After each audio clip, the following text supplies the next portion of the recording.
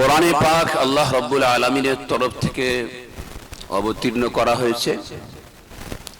আল্লাহর তরফ থেকে মানুষের হিদায়াতের জন্য 4টে কিতাব নাজিল করা হয়েছে, পাঠানো হয়েছে।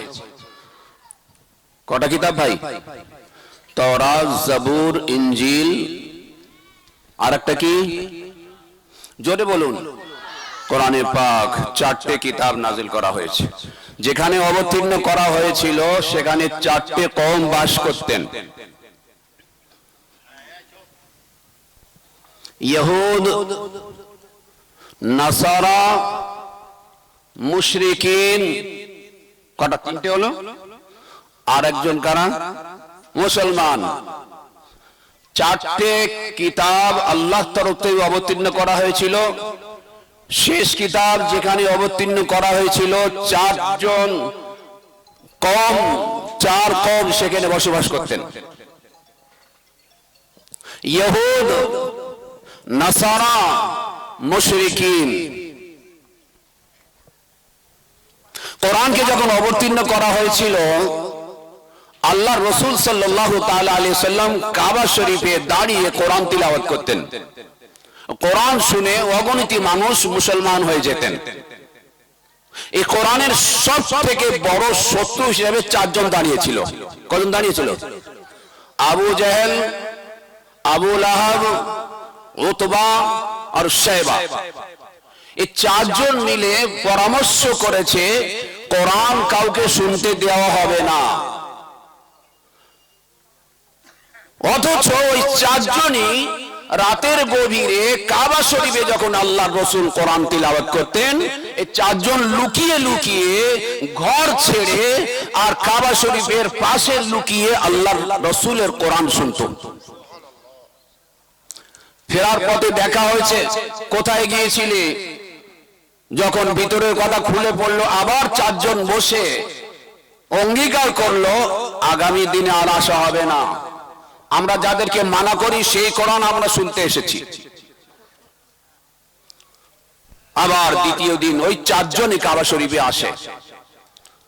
ওই 4 জন সব থেকে বড় কোরআনের শত্রু, আল্লাহ রাসূলের শত্রু ছিল।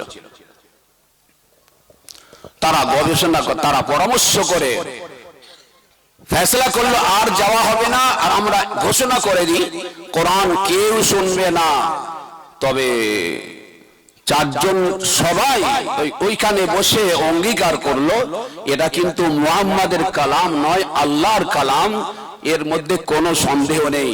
আর আমাদের ভাইপো মুহাম্মদ রাসূলুল্লাহ সাল্লাল্লাহু আলাইহি সাল্লাম আল্লাহর প্রেরিত রাসূল, এর মধ্যেও কোনো সন্দেহ নেই। ওই 4 জন শত্রুই বলছে।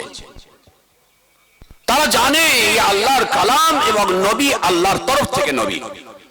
কিন্তু আমরা যে সরদার, কওমের রাজা, আমাদের রাজত্ব মাটির সঙ্গে মিশিয়ে যাবে, ওই জন্য আমরা এটা সত্য বলে ঘোষণা করতে পারবো না। এতটুকু শোনার পরে আমরা সোনার হিন্দুস্তানে ফিরে আসি। আমাদের ভারতবর্ষে 4টে কওম বাস করে। হিন্দু, মুসলিম, শিখ, ঈসাই। কটা কওম বাস করে? 4টে কওম বাস করে। বলুন, হিন্দু, শিখ, ঈসাই, আরেকজন কে? মুসলমান। আরেকজন কে? মুসলমান। আমাদের যারা আজকের ভারতবর্ষের মধ্যে শিখ ভাইরা হোক, ঈসাই ভাইরা হোক, আর হিন্দু ভাইরা হোক, তারা যে কটু কথা বলছে তার উপমা ওই আবু জেহেল, উতবা, শাইবার সঙ্গে যদি মেলানো হয় একদম মিলে যাবে। আমরা হিন্দু ভাইরা, শিখ ভাইরা, ঈসাই ভাইরা, ওনারা যখন আপোষের মধ্যে বসে, ওরাই নিজের মধ্যে চর্চা করে যে কোরআনে পাক আকাশ থেকে প্রভু নাজিল করেছেন, ওরাই চর্চা করেন। আর এই কোরআনে পাক এর উপরে আমল করলে ভারতবর্ষে বাদশাহ করা যাবে না। তবে একটা ছোট্ট মতো মেসেজ দিতে চাই। যেমন ভাবে মেসেজ বা আবেদন আমাদের ওই তিন কওম ভাইদের কাছে, যেমন ভাবে আবু জেহেল, আবু লাহাব, উতবা, শায়বা গুপ্ত পরামর্শের মাধ্যমে যখন আল্লাহকে এক বলে মেনে আর আল্লাহর কোরআনকে কোরআন বলে মেনে, মুহাম্মদুর রাসূলুল্লাহকে নবী মেনে, গুপ্তভাবে মেনে, আর তারা ঘোষণা করেছিল এই কোরআন কাউকে শোনা যাবে না, এই গুপ্ত পরামর্শকে আল্লাহ রাব্বুল আলামিন কিয়ামত পর্যন্ত সবার সামনে সূর্যের ন্যায় প্রকাশ করে দিয়েছেন। 24 পারার আয়াত, ওয়াকাল আল্লাযীনা কাফারু লা তাসমাউ লিহাযাল কোরআন। আল্লাহ গুপ্ত পরামর্শকে শোনেন, প্রকাশ্য পরামর্শকে শোনেন।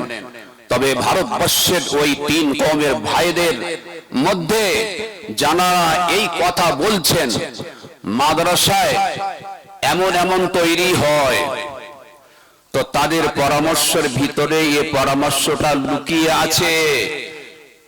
কে মাদ্রাসার মধ্যে এমন জঙ্গি শব্দের অর্থে ওরা কি নিচ্ছে আমি জানি না, তবে আশা করি পরামর্শের মাধ্যমে এটা আপনারা স্বীকার করেন যে এই মাদ্রাসার মধ্যে যে জঙ্গি তৈরি হচ্ছে, আমাদের আকাবির হযরত মাওলানা কাসিম নানওতি রহমাতুল্লাহ আলাইহি, রশিদ আহমদ গঙ্গোই রহমাতুল্লাহ আলাইহি, আর মজহার নানওতি রহমাতুল্লাহ আলাইহি, এনারা বসে এই মাদ্রাসার, আপনাদের ভাষা বলছি, জঙ্গি তৈরি না করলে এই ভারতবর্ষের বুকে আপনারা রাজা হতে পারতেন না।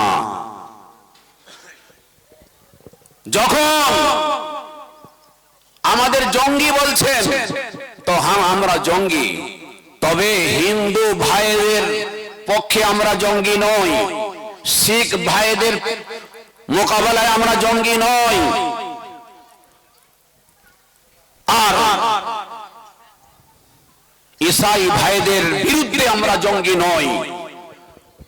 আল্লাহ না করুন যদি পাশের মুলক যদি হিন্দুস্তানের উপরে হামলা করে, যেমন ভাবে আমাদের আকাবিররা সব থেকে আগে বেড়ে ভারতবর্ষকে আজাদ করার জন্য, রক্ষা করার জন্য জান দিয়েছে, যারা এই কথা বলছেন, আপনি আমরা চার কওম মিলে ইনশাআল্লাহ ভারতবর্ষকে বাঁচানোর জন্য আবার রক্ত দিতে প্রস্তুত ইনশাআল্লাহ।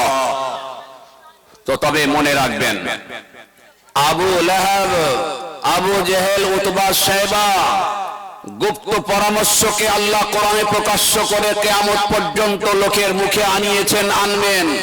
অনুরূপ ভাবে আপনারা মনে রাখেন, আমার রব অন্তর্যামী। আপনারা যদি লুকিয়ে রাখেন, তাহলে আপনার নসল, আপনার ছেলেপুলেরা ভবিষ্যতে আপনার গুপ্ত পরামর্শকে উজ্জ্বল করে ভারতবর্ষের বুকে ছড়িয়ে দেবে ইনশাআল্লাহ তাআলা।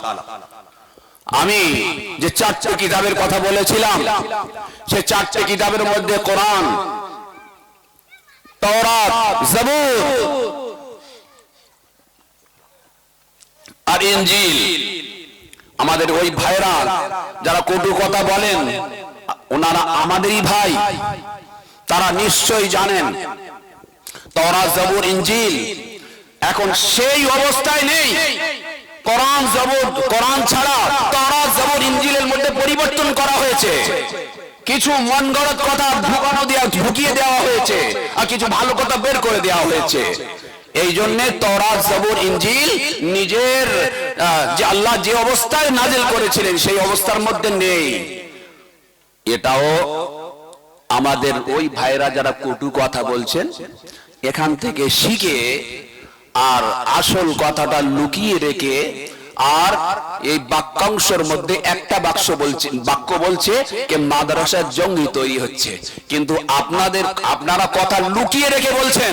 আপনাদের আবেদন করি, আপনারা এই কথা বলুন, মাদ্রাসার মধ্যে জঙ্গি তৈরি হয়, যেমন মাওলানা কাসিম নানওতি রহমাতুল্লাহ আলাইহি আর রশিদ আহমদ গঙ্গোই রহমাতুল্লাহ আলাইহি যেমন ভারতবর্ষের জন্য জান দিয়েছেন, হাজী ইমদাদুল্লাহ মুহাজির মক্কি যেমন জান দিয়েছেন। আপনারা পুরো কথাটা বলুন, মাদ্রাসার জঙ্গি তৈরি হয়, ভবিষ্যতে যদি ভারতকে বাঁচানোর জন্য যদি কোনো জঙ্গি প্রয়োজন পড়ে সব থেকে আগে ওলামায়ে কেরামরা আগে গিয়ে বুকে গুলি খেয়ে ভারতবর্ষকে বাঁচানোর চেষ্টা করবে ইনশাআল্লাহ তাআলা। এটা আপনারা পরামর্শ করেন বলেন, কিন্তু অর্ধেক কথা লুকিয়ে রেখেছেন, তাওরাত জবুর ইনজিলের মতো অর্ধেক কথা ছেড়ে দিয়েছেন, আর কিছু কথা বলে আর আপনারা ভোট গ্রহণ করে এই রাজত্বটা বজায় রাখতে চাচ্ছেন। তবে মানুষের মধ্যে সাড়া এসেছে, মানুষ আর ওই কুজ্ঝটিকা মূর্খতা আর অন্ধকারের মধ্যে থেকে বার হয়ে আসতে চলেছে। আপনারা এই কিছু কথা লুকিয়ে কিছু কথা বাড়িয়ে বলবেন, এই কথা কম আর মেনে নেবে না। আপনারা আমাদের ভাই, আপনারা আমাদের ভাই, আমরা সবাই মিলে একত্রিতভাবে জীবন যাপন করব আর ভারতবর্ষকে সোনার ভারত তৈরি করব ইনশাআল্লাহ রাব্বুল আলামিন। আল্লাহ রাব্বুল আলামিন তৌফিক দান করুন। ওয়া আখিরু দাওয়ানা আলহামদুলিল্লাহি রাব্বিল আলামিন।